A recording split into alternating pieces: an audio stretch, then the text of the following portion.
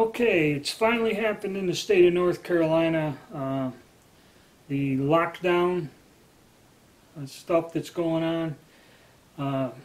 What's been happening is after the President of the United States declared this virus outbreak a national emergency, he has given the power, I guess, to governors and local governments, be it on the state, county, and city level, to enforce rulings or order closings of private businesses is what happened. So yesterday I went out, I did the video on the ammunition shortage, and I drove around a couple local sporting goods stores early and surveyed the situation and made a video about it. Well, after I edited it, got it uploaded and that, I went to the American Legion Club Room, which, you know, usually it's a place where, a communal thing where we all hang out.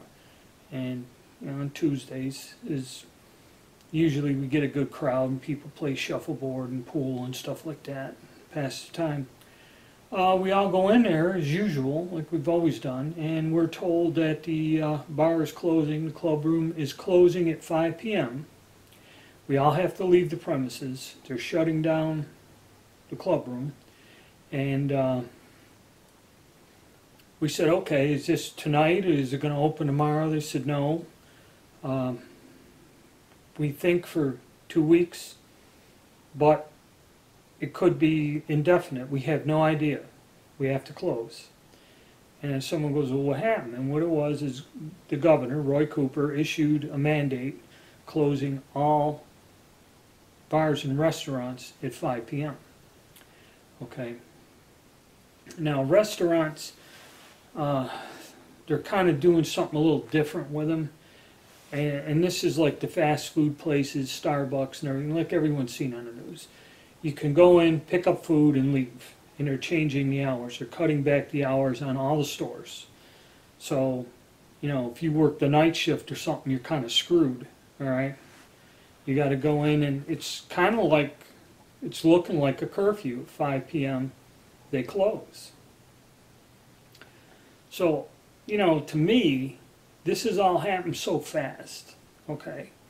And it starts last week on Friday with this ridiculous stuff of everyone running into the stores and buying toilet paper and disinfectant, okay?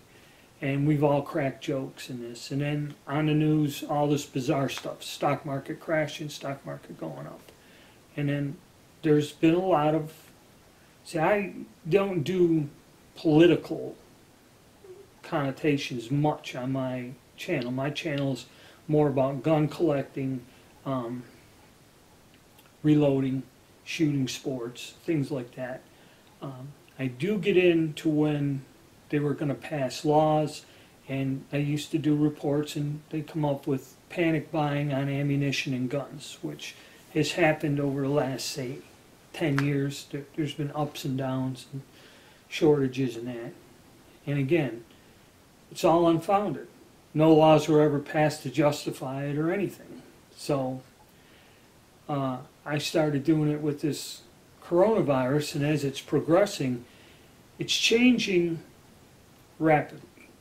And there are a lot of bizarre things going on, okay? First of all, national state of emergency. I don't know when the last time that was declared. Cuban Missile Crisis or something. That's something there. Okay, so the president says that. All right, we understand. There is a possibility of a pandemic outbreak of a virus. Okay, right? So it's true. They're talking about restricting movement, shutting things down, you know, and these are private businesses owned by people. And this is still a capitalist country. People must work to earn money to pay their bills. Okay, and now you're telling people, well, the economic impact of this, and this is what a lot of the foreign countries have told me, that they've shut down everything and stopped travel, stopped tourism, stopped a lot of stuff. Well, there's an awful lot of people in the world, not in my town, my state, in the world that are out of work and not getting paid. And a couple of the key words. One is indefinite. Okay, indefinitely. That's what, when you hear these politicians talk, there's two key things they mention if you listen in their speeches. What the hell? Oh, the new norm. What's going on now is going to be the new norm, the new normal situation. And whenever they talk about, well, we're going to get through this, and how long is this going to be? Well, 14 days, the incubation period of the virus. Kind of the whole thing behind it is stop everything for 14 days, limit travel, let this thing run its course. We'll see who's definitely sick, okay? And with nobody traveling, the idea is that curve, that spike, is going to kind of flatten it out and contain the spread of this, which makes sense in a way.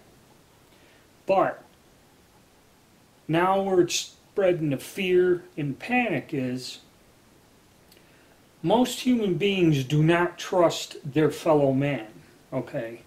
We have been plagued on the news with gun violence and this and that.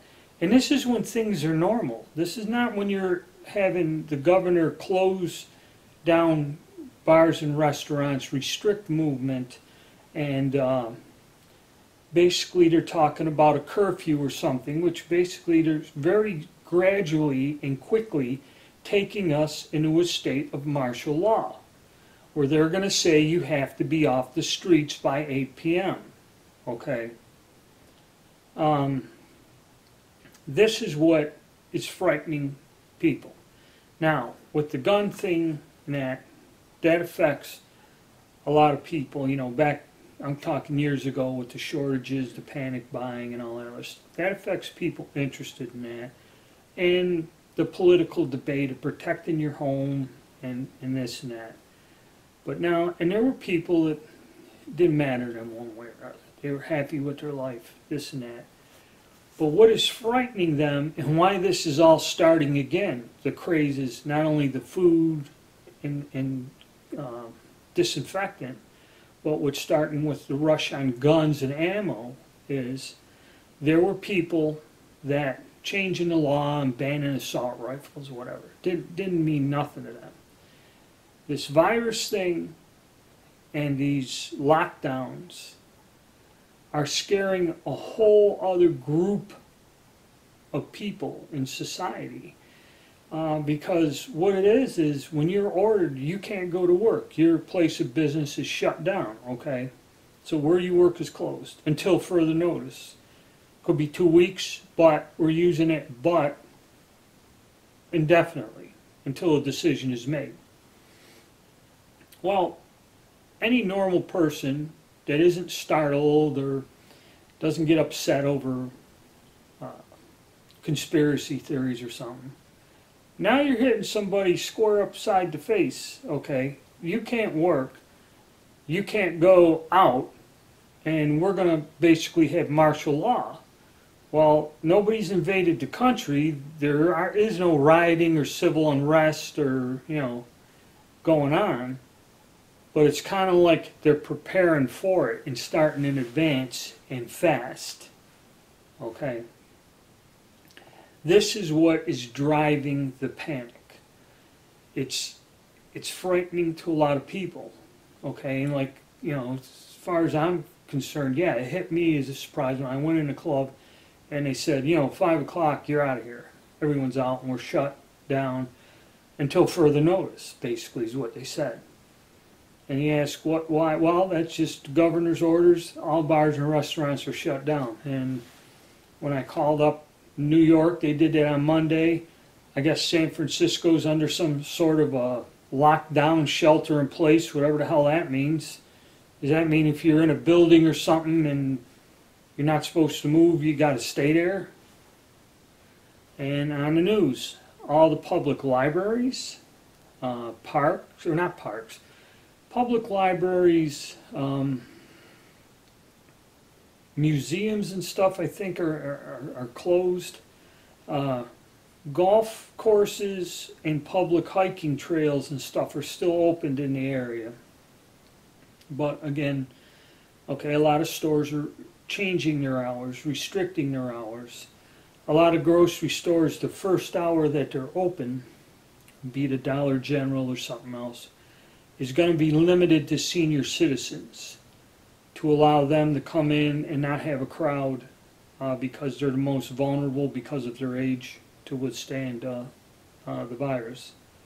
So they're regulating hours in that, which, you know, okay, it's an inconvenience. I'm kind of semi-retired now, so it don't matter to me. All right. But if I was working or on a work schedule, well, most people are out of work now, so, you know. It's an inconvenience, and it isn't that great of a thing, but as it's progressing, and I'm talking, it's not even a week or so has gone by, and things are radically changing. A week from now, are we going to be to where I have to be in the house with my wife by 8 o'clock at night or subject to arrest or detention? Okay. And yes, when you start, most people are normal members of society that don't create problems. But there is an element in society that you know, that's the people you read about on the news all the time. Some kind of stabbing, shooting, fighting, arguing, arrests. Okay. The people without self-control, okay, are the ones probably that will be aggravated by all this even more. Okay, and it could start to where there will be more problems with, you know, gun violence, robbery. Most people are afraid that once the money stops because the economy has come to a standstill, this is when robberies and assaults will increase. And this is what the fear is of the average person. Okay? And the fear is probably, you know, yeah, you know, you can say, yeah, I can see why that fear is there. All right. Especially like at the club, a lot of the people in there, there's nobody under the age of 50 that comes there. Okay, so we're all older people. And, you know, these are the people that a lot of criminals attack, either women by themselves. It's been here like Christmas. They had carjackings and muggings and whatever. And the elderly are always targets, okay, of crime. So yeah, it's starting to put the fear to people. And a lot of people just, the economic thing, that's another thing I've heard from all the different countries is economically this is bad. And the president's response is, don't worry, we're going to print up $1 trillion and bail out the average person. The thing is, if we look back in history, this is the same damn thing that went on after World War I and paying war reparations, where one country just printed up a few $1 trillion and said, here's the money we owe you. Okay? Caused something called the global depression. It was a global economic depression. They say it started in the U.S. with the stock market crash, but what people don't tell you is this was a global thing. Okay?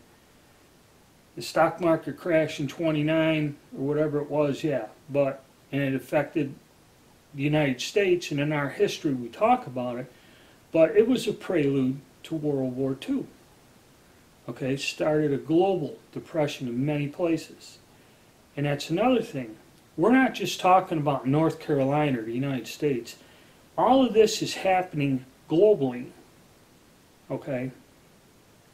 That's another strange thing. This is not really like a national crisis. It's kind of a global crisis. And that's what is starting to get kind of scary. So the only thing I can say is stay calm, stay safe, be on alert, watch the news and see what these people are doing. And, you know, as I get more information or more feedback, and please, in your comment section, if, you know, got to state something about the country you live in, the state you live in, or city, whatever, please do so. Okay, and it kind of helps other people to communicate. That's another thing. If we're not going out and not communicating to one another, okay, that's another thing that's restricting us, okay? So stay tuned.